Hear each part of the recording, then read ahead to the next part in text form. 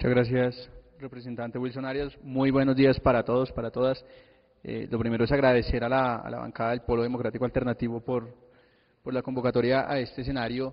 Sin duda, este tipo de escenarios han sido muy importantes para poner de presente que alguien está mintiendo. Es claro que hay dos versiones sobre la realidad y que hay una versión que no concuerda con la realidad. Y cuando las palabras no concuerdan con la realidad, es mejor creerle a la realidad. Eso es un poco el propósito de este tipo de escenarios. Yo comenzaría señalando dos cosas. Lo primero es que ojalá la ministra se pueda quedar hasta el final de la audiencia, por cuanto hoy, además de las intervenciones de réplica y demás, vamos a hacer una sucinta también presentación de la exposición de motivos de la Mesa Amplia Nacional Estudiantil hacia una nueva propuesta de educación superior. Lo segundo, para ya entrar un poco en materia, es que en últimas, compañeros y compañeras, el debate que hoy tiene que dar la Mesa Amplia Nacional Estudiantil con el gobierno, desafortunadamente, es un debate en últimas sobre si es o no necesaria la educación pública, sobre si es o no necesaria la educación de altísima calidad en este país, sobre si es o no, ojo con esto, posible y necesaria la gratuidad en la universidad pública con alta calidad. Ese es el debate que tenemos que dar. Hace más o menos 30 años Carl Sagan escribía en un libro que cuando el material genético no pudo acumular más información, los organismos más complejos de la vida desarrollaron el cerebro. Y cuando el cerebro no pudo, en los organismos más desarrollados, en los más complejos, en los seres humanos, acumular más información, apareció el invento más importante en toda la historia de la humanidad, la escritura. Y la escritura, digamos que fue la base para las bibliotecas, como la de Alejandría, y para las escuelas y para las universidades. Luego, lo que está queriendo decir Carl Sagan es que la educación, el conocimiento, es una condición para la vida humana, para el desarrollo de la especie humana. No de los ricos o de los pobres o de los negros o de los blancos, de la especie humana. Y eso que parece tan absolutamente básico es lo que hoy nos toca venir aquí a explicarle al gobierno nacional. Nos toca venir a explicarle al gobierno nacional que la educación pública, que la educación gratuita, que el acceso universal para todos los colombianos es necesario.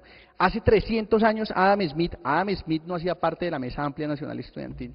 Adam Smith no era de ningún partido comunista del mundo. Adam Smith es uno de los teóricos que ilustra todas las teorías que le gustan a la ministra. Adam Smith decía, la educación debe ser garantizada por el Estado, y además por un axioma que el capitalismo ha entendido además, y es, si queremos educación de altísima calidad, resulta que la educación de altísima calidad tiene altísimos costos. Eso es un axioma de la vida humana. Imagínense ustedes un médico con un hospital universitario de garaje, pues seguramente no va a tener educación de calidad. O imagínense ustedes un médico sin hospital universitario. Doctora Natalia Ruiz, usted que fue vicerrectora de la Universidad Nacional y conoce la realidad material de la universidad, de esa universidad que ustedes con el doctor Wasserman desmantelaron totalmente, cuya infraestructura está cayéndose a pedazos y desmoronándose. Usted sabe que lo que digo es verdad. Luego, la discusión acá, compañeros, es sobre esos asuntos que parecen tan básicos para la vida humana, que son axiomas incluso dentro del capitalismo. Decía al comienzo el doctor Wilson Arias que quienes creemos todavía en el socialismo también necesitamos educación para el trabajo, y defendía el SENA. Ojo, la defensa de la educación pública no se la inventó ni Marx, ni Lenin, ni Stalin, ni Mao. Estoy diciendo acá, Adam Smith hace 300 años, en 1776, cuando se publica La riqueza de las naciones, señalaba la necesidad de la educación pública y financiada por el Estado. Hoy venimos aquí a decirle al gobierno nacional, hombre, esas verdades que hace 300 años enarbolaron los países desarrollados y que hoy todavía siguen enarbolando esos países, porque según la UNESCO, y la UNESCO tampoco hace parte de la Mesa Amplia Nacional Estudiantil, ni del Polo Democrático Alternativo. Según la UNESCO, el mejor modelo de educación en el mundo es el modelo finlandés, público, gratuito, de altísima calidad, desde el preescolar hasta el postdoctorado. Luego, estas verdades son las que hoy nos toca poner aquí en discusión. Yo quiero concentrar mi muy sucinta intervención y mi muy sucinta réplica en dos aspectos. El primero, en demostrar que no es cierto que exista voluntad por parte del gobierno nacional para financiar adecuadamente la educación pública. O sea, acá nos mostraron unas cifras y yo quiero ver esas cifras ahora sí desagregadas y mirándolas con detalle. Eso es lo que vamos a tratar de hacer. Y en segundo lugar, que sí es posible, muchachos, avanzar hacia una propuesta alternativa, que sí es posible y necesario garantizar que la universidad pública, gratuita, de altísima calidad, con cobertura universal, se pueda construir en Colombia. Sobre lo primero, muchachos, sobre el tema de la privatización y, digamos, la desidia que ha tenido el gobierno nacional y el gobierno de Juan Manuel Santos con respecto a la educación.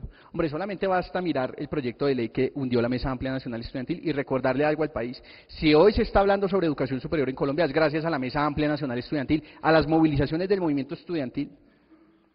Recuerden ustedes que este gobierno se atrevió a lo que nadie se había atrevido, se atrevió a incluir universidad con ánimo de lucro, universidad mixta, que ojo, esas no son verdades por allá abstractas o propuestas por allá abstractas en otro mundo. La universidad mixta en Colombia existe.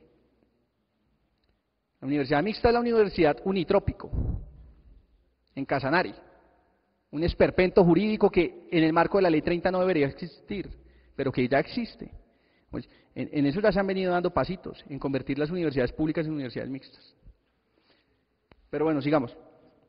Entonces yo les decía, sí es cierto, muchachos, que el gobierno ha venido avanzando en materia de privatización. El ejemplo pues fue la reforma a la educación superior que la Mesa Amplia Nacional Estudiantil derrotó en las calles y sobre la cual, ojo con esto es muy importante, el gobierno no ha dicho que no esté de acuerdo. El gobierno dijo, yo la retiro porque perdí el chico, pero el gobierno no dijo jamás, y nunca he escuchado acá a la ministra decir, yo la retiro porque la verdad yo creo que la concepción de esa reforma era neoliberal y privatizadora, y que en efecto iba a conducir a la debacle en la universidad pública y en la educación superior en Colombia. Esas no han sido jamás las razones para el retiro de esa propuesta. ¿Qué ha venido pasando en materia de educación superior? Para hablar de la crisis, porque además yo escuché atentamente la intervención de la ministra y jamás se dijo la palabra crisis. Y la crisis es la que viven tanto rectores como estudiantes, profesores y trabajadores día a día en la universidad pública. ¿Qué ha pasado y cuál es la crisis en la educación superior y en la educación pública en concreto? Primer elemento, hoy de cada 100 muchachos que salen de un colegio, solo 40 entran a la educación superior. De eso es de lo que saca pecho el gobierno nacional. Y de esos 40, solo 30 entran a una universidad. Y de esos 30 que entran a una universidad, solamente 15 más o menos entran a una universidad pública. Y de esos 15, solamente 7 se gradúan. Y de esos 7, 3 consiguen empleo para ganarse en promedio 1.350.000 pesos. ¿Acá hay una crisis, sí o no? Bueno, esos son los hechos, esa es la realidad. 70 de cada 100 colombianos están en el subempleo o en el desempleo. Esa es la realidad del país. Esa es la realidad que se pretende negar con las palabras y con los discursos. ¿Y cómo está la universidad? Yo quiero pedirles que me dejen proyectar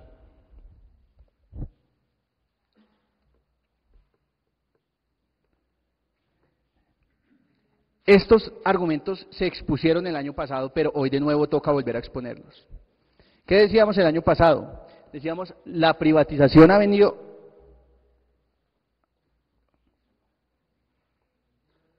Bueno, la privatización ha venido avanzando de manera pavorosa en la educación superior en Colombia. Esos argumentos los expusimos el año pasado y entonces seguramente ahorita la ministra va a decir, ¿otra vez la misma gráfica? Pues es que otra vez es la misma realidad, ¿qué hacemos? En 1993 el gobierno asignaba el 84% de los recursos, en 2008 solamente el 51%, y según el SUE ahora es menos del 51%. ¿Qué ha venido pasando en educación superior? Que la ministra decía, es que hay cada vez más recursos para educación superior, desagreguémoslos. En 2000, los recursos para la educación superior se dividían en dos, en oferta y demanda. El 40% era para la demanda, es decir, para endeudar a los jóvenes con créditos del ICETEX que pagarán durante toda su vida, y el 60% era para las universidades públicas. Miren lo que pasó en 2011 en el gobierno de Juan Manuel Santos, en el gobierno de María Fernanda Campo, en el gobierno de Javier Botero, el negociador del Tratado de Libre Comercio con Estados Unidos en materia de educación. ¿Qué pasó?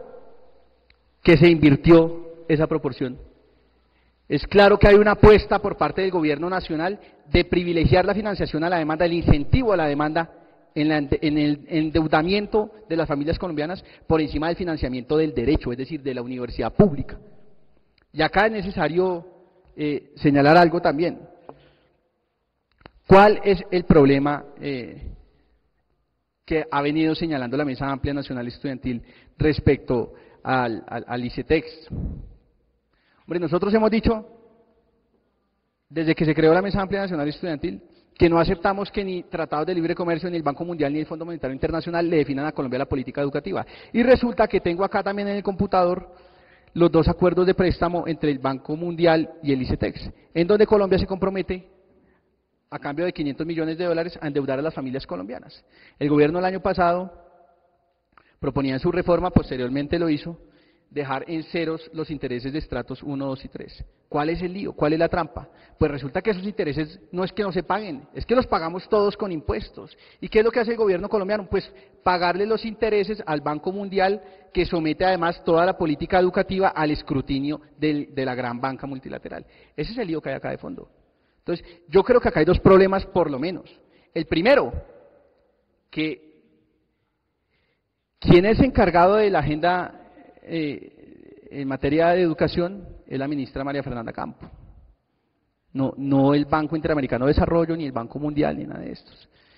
Digo esto porque de entrada ya hay dos problemas: uno, la procedencia, y dos, el contenido de la política educativa en Colombia. Entonces el Banco Mundial viene y le dice a Colombia: le voy a dar $500 millones, pero me hace el favor y en adelante privilegia el incentivo de la demanda y me desfinancia la universidad pública.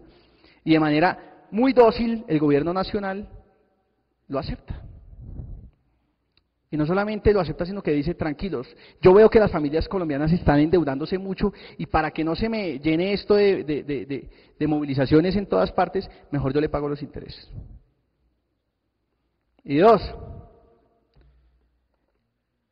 ¿cuál es el segundo lío? Pues que por cuenta de ese tipo de políticas se desfinancia la universidad pública y se desmantela. ¿Qué ha dicho el sistema universitario estatal? Les pido que me permitan poner PowerPoint de nuevo. Que el déficit de la universidad pública ya ha llegado a niveles insospechados. En materia de recursos requeridos para la contratación de personal docente, si queremos que los profesores, que por lo menos el 70% de los profesores de las universidades públicas sean de planta, requerimos 665 mil millones de pesos. Si queremos que el 100% de la planta administrativa, de los trabajadores, sean contratados de manera digna, no a destajo, no con cooperativas, requerimos esos recursos. Si queremos tener profesores con doctorado, hoy las universidades públicas requieren 2 billones de pesos. Si queremos por lo menos aliviar un poco la crisis en infraestructura, requerimos 7 billones de pesos. Si queremos invertir en tecnologías para la información y las comunicaciones, 334 mil millones de pesos. Para bienestar universitario, 218 mil millones de pesos. Recursos de apoyo académico, 153 mil millones de pesos. Y gastos administrativos, 406 mil millones de pesos.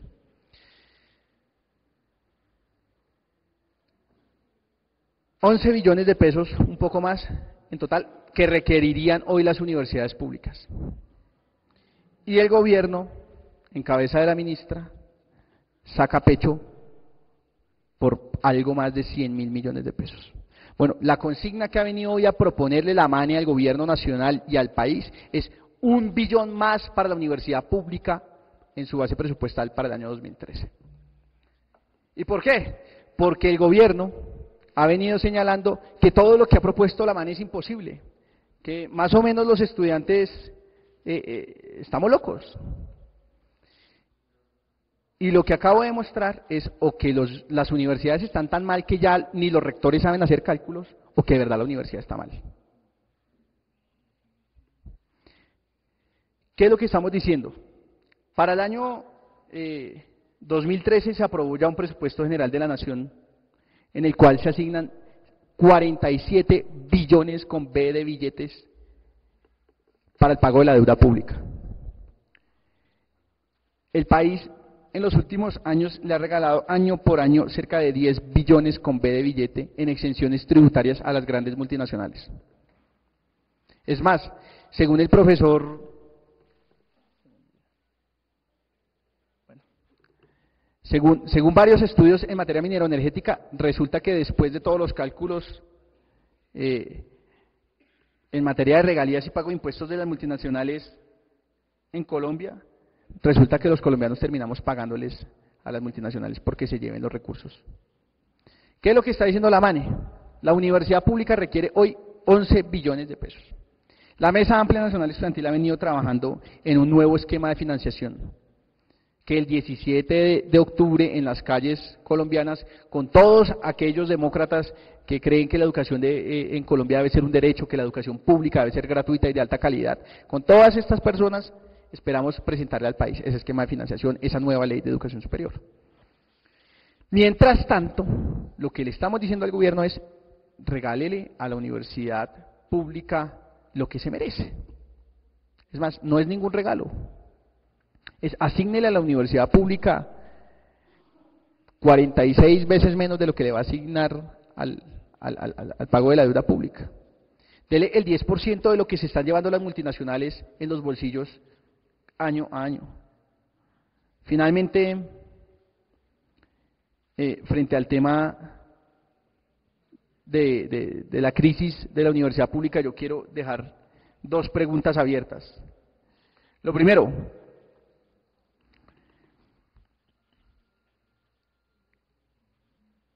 ¿existe voluntad política por parte del gobierno nacional en discutir cuáles son las prioridades del gasto público en Colombia? ¿Sí o no? Que acá nos dicen, no, es que la deuda pública no me la toque, no la nombre, no diga eso es un pecado, no sea hereje. Bueno, pues la deuda pública es la que hoy tiene en crisis a toda Europa. El desconocimiento del pago de la deuda pública o de parte de ella es lo que ha sacado avante a países como Argentina. Lo que pasa es que hay que ser un fanático del neoliberalismo para no entender todas estas realidades que hoy son de apuño. Es que el mundo hoy se sumerge en una crisis es por culpa de todas estas políticas. Pero el fanatismo de los neoliberales colombianos no los deja ver más allá. Luego la pregunta, insisto, es, ¿existe o no voluntad política del gobierno de Juan Manuel Santos, encabezado en su ministra de Educación y en el ministro de Hacienda, Mauricio Cárdenas, que hoy estaba citado y no quiso venir, en discutir las prioridades del gasto público en Colombia, sí o no? Esa es la primera pregunta. Y no requiere una respuesta larga, ni amañada, ni llena de arandelas. Es sí o no. Sí, tenemos la voluntad política para discutir que no se vaya más plata en deuda pública, en renegociarla incluso, si es posible. En mirar las exenciones tributarias, incluso el presupuesto para seguridad y defensa. Segunda pregunta. ¿Existe o no una crisis hoy en la universidad pública? Porque claro, la ministra de Paré dice, no, es que estamos haciendo esfuerzos y cada vez damos más plata y nunca será suficiente, ese es el argumento que se da.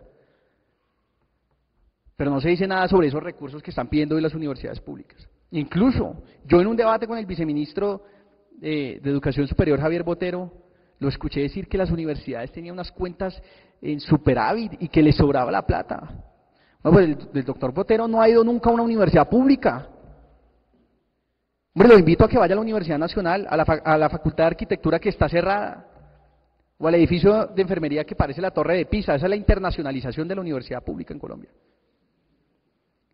Lo invito a que vaya a la Universidad de Córdoba, a la del Atlántico, a la del Pacífico, porque yo sí me las he recorrido todas. Que vaya a Unitrópico, que vaya a la Universidad de los Llanos. Y estoy seguro, absolutamente seguro, que esa realidad que desconoce el gobierno nacional es una realidad que incluso la desconocen porque no han sido capaces de ir a verla. Entonces, dos preguntas. Y la tercera, de ñapa.